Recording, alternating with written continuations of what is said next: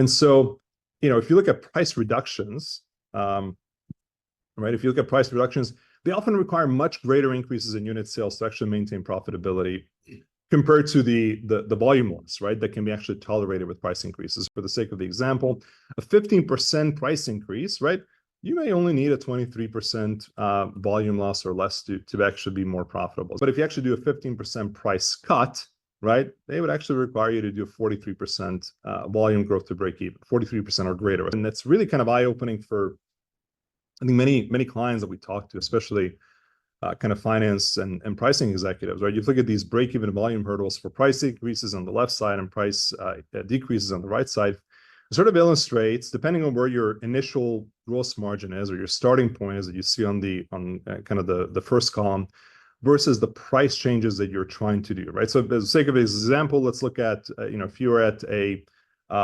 let's say a 20% gross margin, so a third row from the bottom, and you want to do a 20% price increase, well, guess what? You can lose up to 50% of your unit volume, and you're still better off in terms of gross profit, right?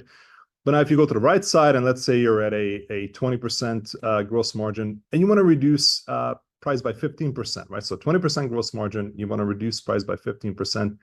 Well, guess what? You're going to have to raise your volume by 3x. So you have to triple your volume to actually be better off in terms of gross profit, right? So that's a really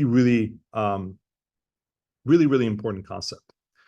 Break-even price elasticities, they relate to that, right? So they sort of another foundational sanity check to make sure, is your pricing decision reasonable, right?